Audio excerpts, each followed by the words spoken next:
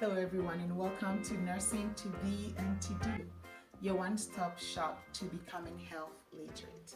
My commitment is to break things down in layman's terms so we have a great deal of understanding regarding health literacy and all the big words that the specialists, physicians, nurses, other practitioners use in the healthcare facility. We've been talking about myocardial infarction, aka heart attack, and today we're going to talk about the types of heart attack.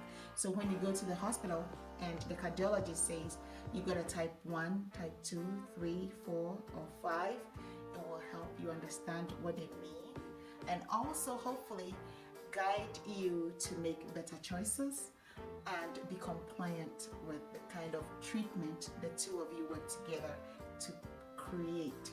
It's important to ask questions when you go to the hospital so that you understand why they're choosing what kind of treatment for you or what type for you.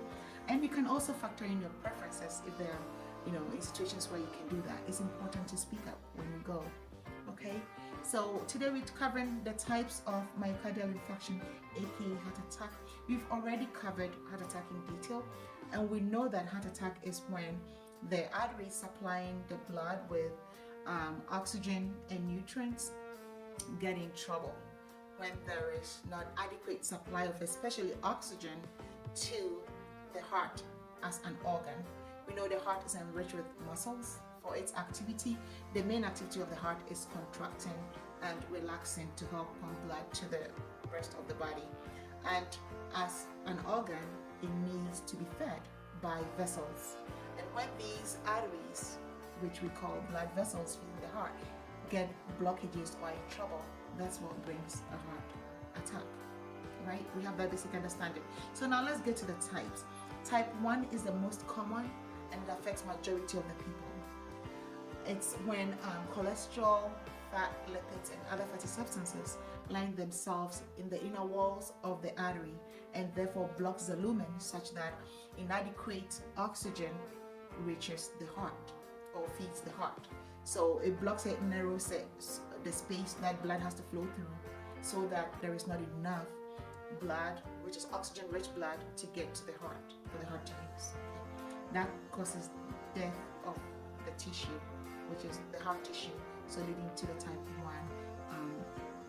1 type of heart attack, which is atherosclerotic heart attack. Type 2 deals with oxygen demand and supply problem. Let's say your heart rate is very high.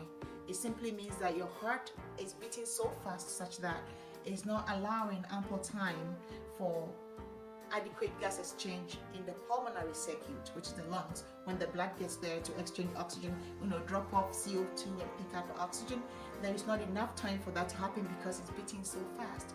And therefore the blood getting back to the heart to feed it as an organ, it's not rich with oxygen that it needs. So that's a type 2, is demand supply issue. Then type 3 is sudden unexpected cardiac death. That is, you have a heart attack and die before they could even diagnose it. And usually the diagnosis is done after you're dead. So that type is a type 3. And then you have type 4, where you go in, they know you have a blockage somewhere, they take you to the cath lab to fix it. And then after the coronary artery intervention, let's say they place a stent in your artery to keep it open so that blood can flow through.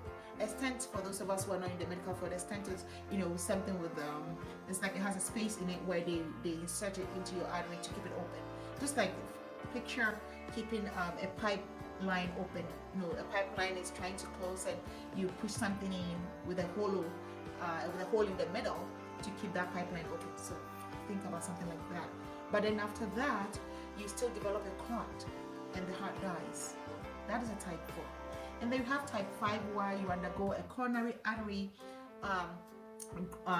bypass graft, which we call cabbage, where they go in, do an open heart surgery, rechannel blood flow to the area that is infected. They're going to create a different line, let's say a different pipeline for blood to flow through. They bypass where the vessel is blocked, causing dead tissue. They bypass that, create a new one where it's detailed, but they create a new one to connect so that that area could be fed with oxygen rich blood. But then again, it dies. That area dies. That's a type 5. Okay, so know your types. If you go in and say you have a type 1, 2, 3, 4, and 5, that's what it means. But better still, try not to get a myocardial infarction. Let's try and change our lifestyle. You know, if you need a cholesterol reducing medication, go ahead, ask for it. Decrease the exercise. Let's do things to prevent us from getting these diseases. Because once there are any interventions, it doesn't get back to normal. It doesn't get back to how God created it. So let's try to stay away from such procedures. Thank you for watching. God bless you.